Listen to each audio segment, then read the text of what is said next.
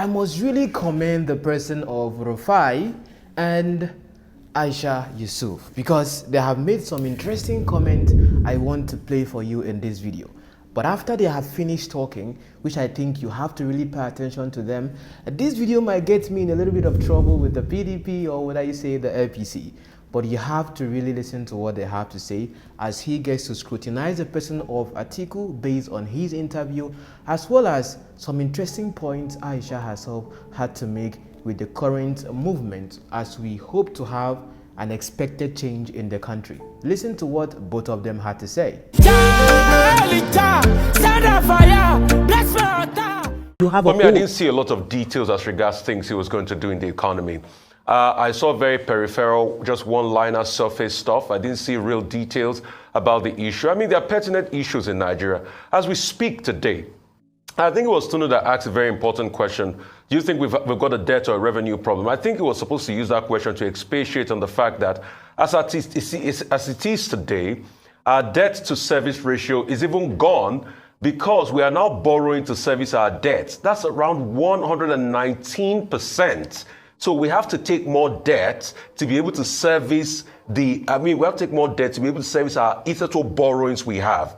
And nothing was said as regards that. I didn't hear, a definitive stand on that level of fiscal discipline that is needed. I didn't even hear a definitive stand on how we're going to raise the revenue. What are the key sectors that are going to raise the revenue? How are you going to shore up the education potential which can raise the revenue? Because we forget in a hurry in this country that education is important. And that's why I didn't hear a lot of details when he talked about education.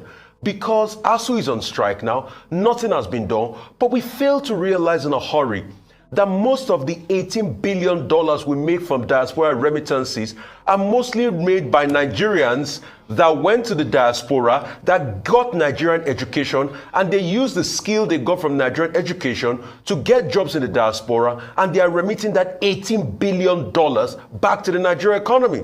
So when you look at it, what's the price of education? I'll tell you, the Nigerian professionals in America, in London, the UK, most of the Nigerian doctors you go to meet abroad that got their first degree from University of Ife, University of Ibadan, ABU, Zaria and the likes, those are the reward of the education we invested in years. But nobody is saying that. So I didn't see much as regards how the country is going to make revenue.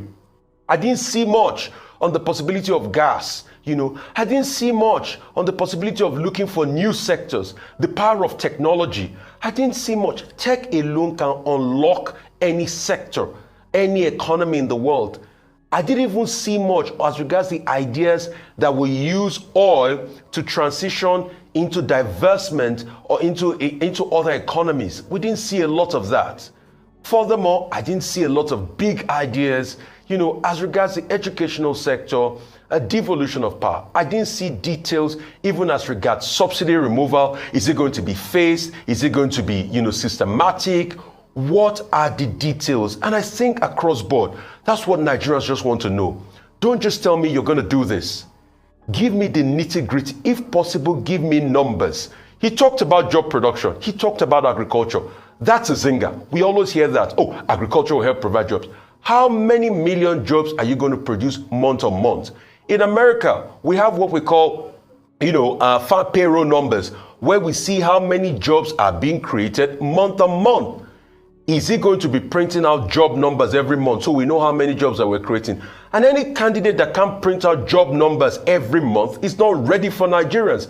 Because we don't know, the situation is so dire now as we speak in Nigeria that we need to be having a constant hang-on on the job numbers month on month as it comes out. So people should not just say, oh, agriculture will mop up a lot of jobs. What is even the quality of job agriculture will provide? I mean, I run a farm. I know agriculture. I have a degree in animal physiology and core anatomy. I know the ecosystem and I know the areas of agriculture that provides job.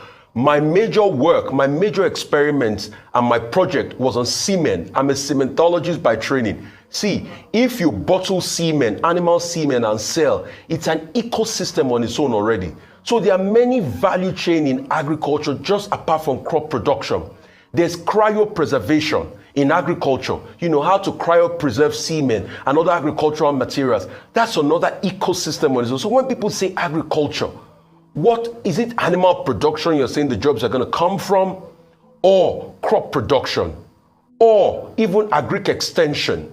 So there are many parts to it. So I didn't hear the details. And I think as they go back, as they do their homework, we want to get the granular detail. There's so much to say, but no time. So I have to come back to the minds of the, it doesn't bother what is happening to the people, the government that we have today. And this is me, 𝐲𝐲𝐻𝐻 saying it's incompetent. It has failed. So why do you channel your energy to a government that has failed, obviously? And then even if you're making demands, they don't listen. And they have a good number of people who, when the minds that are still sort of like a mental abduction, who will defend the government that haven't been doing anything. So right now it's all about political activism. This is also activism. So what is happening, people? In political activism, there are 4 things. You're either running for office because you have the capacity to run for office, you're campaigning for those who are running for office, you're helping them to raise funds, or you're making demands and then you're scrutinizing them before and after they get in. So it's not that, oh, protest is something that is done away with. At this moment,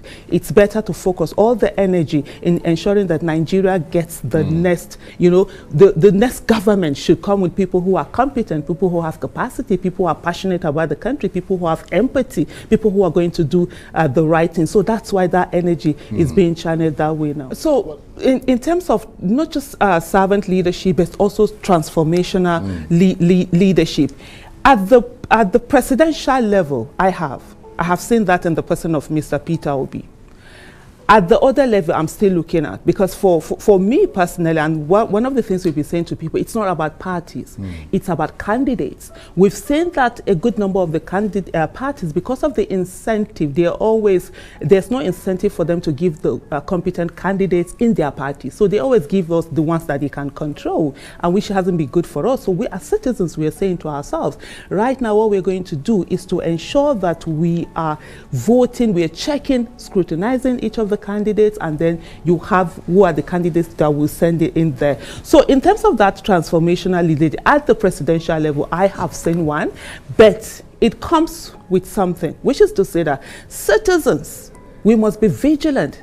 Vigilance that's a price you pay for democracy, right? So we must be vigilant. We must ensure that whoever is going there knows that they got in there because of us, the people, and they will listen to the people. It will be government for the people, not government for certain Nigerians. At the end of the day, we always say that no Nigerian is more Nigerian than any Nigerian. And it is time for whoever is coming in to know that they're going to serve the people. And if they're not ready to serve the people, they should stay out of the way. So we must not forget the demand side of governance, which is usually what people forget. They focus on the supply side.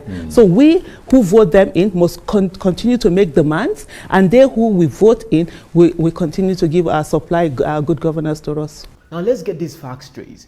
The APC was formed by a combination, or would I say a merger of 4 significant parties: the ANPP, the CPC, APGA, some faction of APGA, and the... I've been looking at each of the parties' logo, or what they stand for, on the outside, and I was beginning to make some analysis that I think might actually interest you. The ANPP used to have one of its symbols, as you can see right now, a maize. The CPC used to have a pen. The APGA has a chicken, it's still food. He had a broom.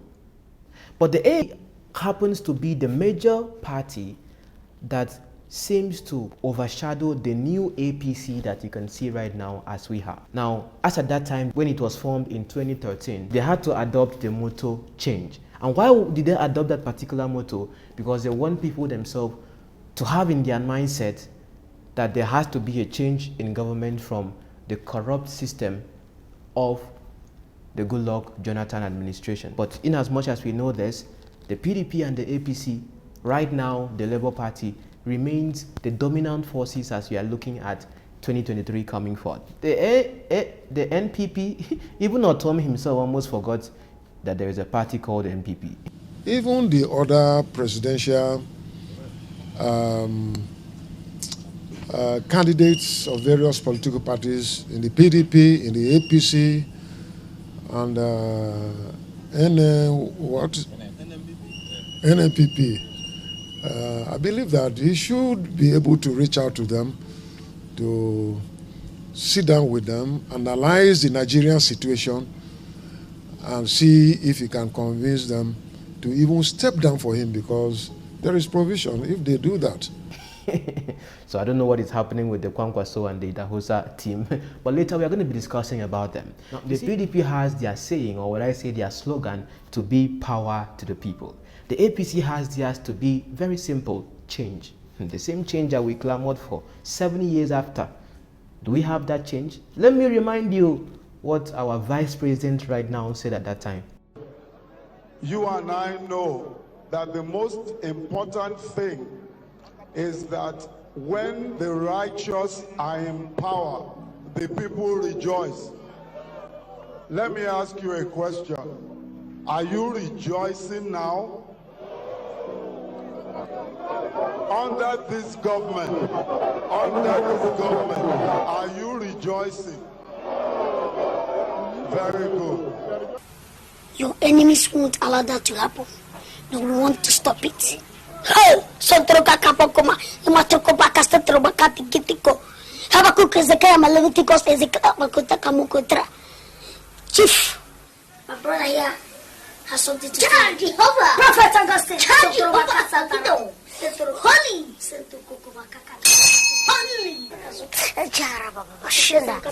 Thank you, Lord.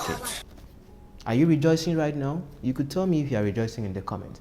But where I found something really interesting is that now, if you look at the logo of the APC, it takes on most of the features of the... Look at it pretty well. They only had to turn it over and then change one of the colors. So the base that was black was changed to red. If you then look further, you see that the broom had to be maintained in the APC. Looking at this logo alone, you would know that with the formation of the APC, the strongest stakeholders right here is championed by the person of the JAGABAN himself.